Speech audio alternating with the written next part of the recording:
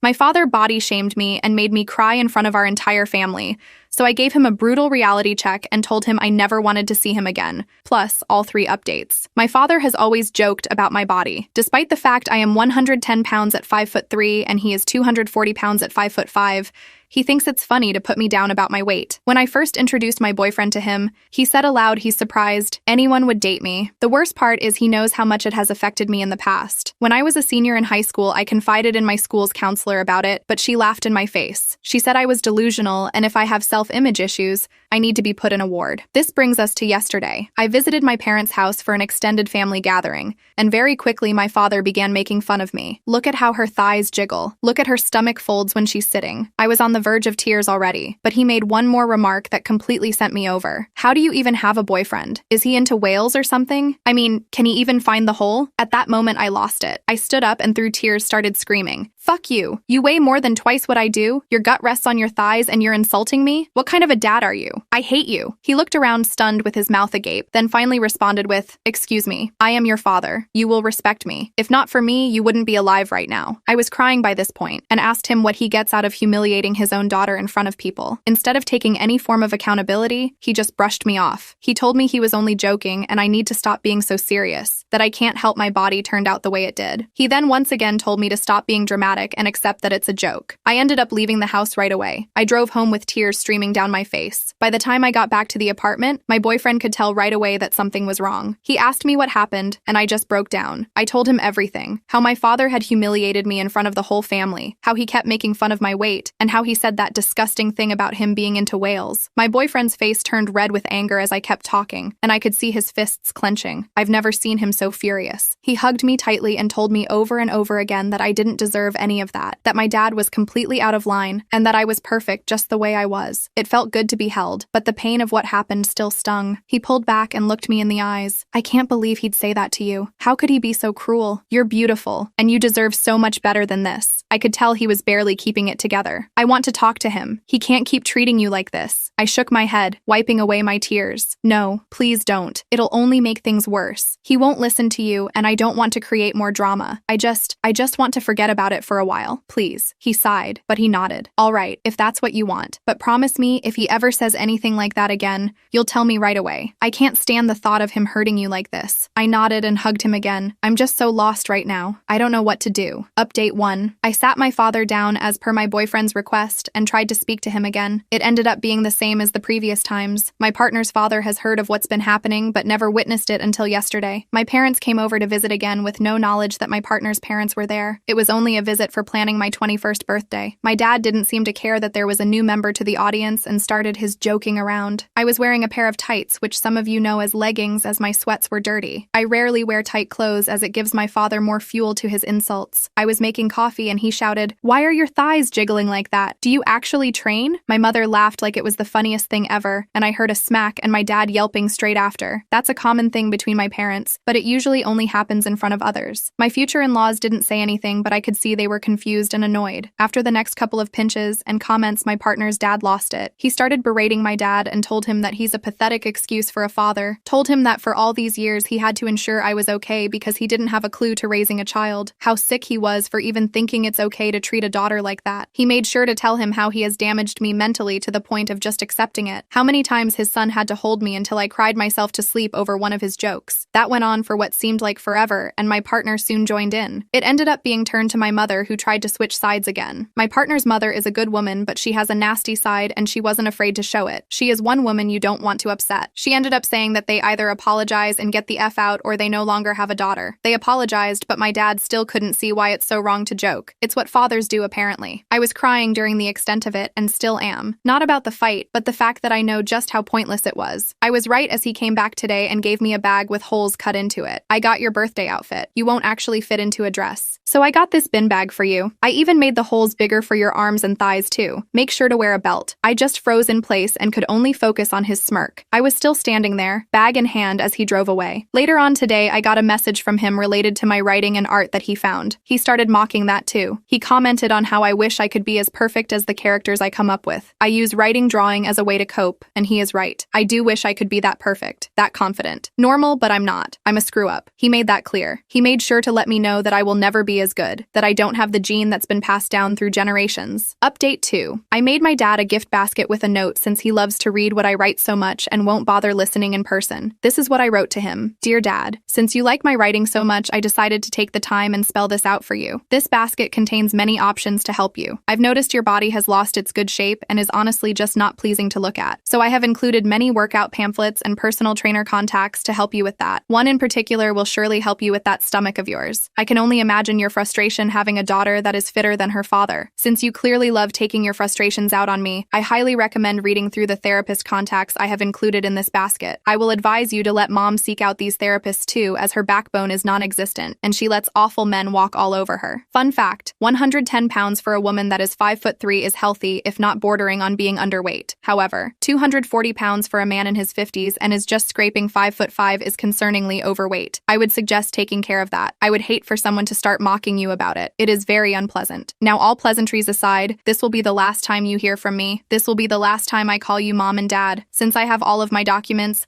I no longer need to converse with you. Your names have been taken off the guest list for my 21st that you so graciously refused to help pay for. If you do show up, I will have police escort you off the premises. If you show up at my new house or merely follow me to the store, it will result in the police being called. If you continue this behavior, I will file a restraining order against both of you. If you would like a reason for this, you will have to find it yourself. It is quite obvious, but since you are so focused on damaging me into submission, I fear you will never understand. That is not my problem. Yes, you did bring me into this world, but you are not my parents. I have a family, and you will never be a part of it. Please do take my advice and seek help. This is not a joke, Dad. Yours truly. I know that the note was rushed and short, but it was all I was capable of writing. My aunt's phone has been blowing up, but she has ignored and blocked their numbers. She has even made sure to let the rest of our family know what has happened and why. As far as I know, they have been getting berated and disowned. I can't help but feel a little bit of pride. Update 3. After sending the letter, I felt a mix of relief and anxiety. Part of me was proud for finally standing up to them, but another part was scared of what they might do next. A few days went by with silence from their end, and I thought maybe they'd finally gotten the message. Well, the day of my 21st birthday party came around, and I was trying to focus on having a good time. I was surrounded by my friends, my boyfriend and his family, who have been nothing but supportive. We rented a small hall, and everyone was laughing, eating, and dancing. I was starting to feel like maybe I could have a good time without interruptions, but just as we were getting ready to cut the cake, I noticed my boyfriend's mom whispering something to him and nodding toward the entrance. I followed her gaze and my stomach dropped. There they were, my parents, standing right at the doorway like they had every right to be there. My dad had this look on his face like he was trying to appear calm and friendly, but I could see right through it. My mom was holding onto his arm, looking nervous and unsure. I felt my hands start to shake, and I quickly looked away, hoping they wouldn't come in and ruin everything. Before I could react, my boyfriend walked over to them with a stern expression. I couldn't hear what he was saying, but he was shaking his head and pointing toward the exit. My dad started to argue back, his voice raising. I saw a few of my friends exchange worried looks, and my aunt, who had been sitting with her husband, got up and made her way over to them. The next few moments felt like a blur. My dad started yelling about how they were my parents and had every right to be there. My boyfriend's dad quickly stepped in,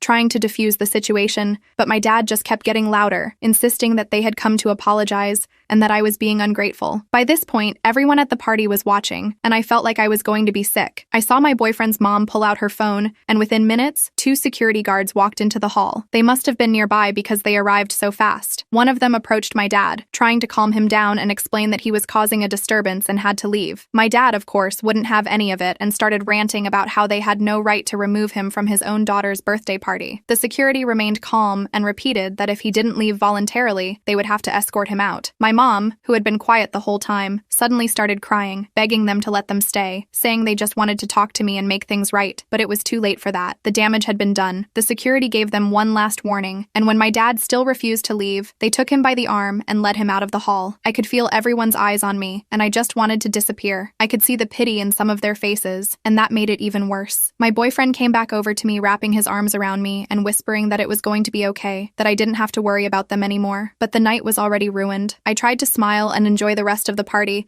but it was hard to shake the feeling of embarrassment and anger. The next day, I was home alone when I heard a knock at the door. I peeked through the peephole and saw my parents standing outside. I really didn't want to deal with them, but I knew they weren't going to go away. I opened the door just a crack, enough to let them know I was there, but not enough for them to come inside. "What do you want?" I asked. "We just want to talk," my dad said. "We're sorry," my mom added, looking at the ground. "We didn't mean to cause a scene. We just wanted to apologize and see you." I shook my head. "It's too late for that. You can't just show up whenever you want and expect everything to be okay." "Please, honey," my dad said, his tone that of a scolding parent. "We're your family. You can't just shut us out like this." I felt a surge of anger rise up in me. "I can and I will. You made your choices, and now you have to live with the consequences. I'm done letting you hurt me." My boyfriend, who had been in the other room, must have heard the commotion because he came out and stood beside me. "She's told you to leave. You need to go now." My dad looked like he was about to argue, but my mom tugged on his arm, pleading with her eyes. They both turned and walked away, my dad muttering something under his breath as they left. As soon as the door closed, I burst into tears. My boyfriend pulled me into a tight hug, whispering that I did the right thing, that I was strong for standing up for myself. And even though it hurt, I knew he was right. I was done letting them control my life, and I wasn't going to let them drag me back down again.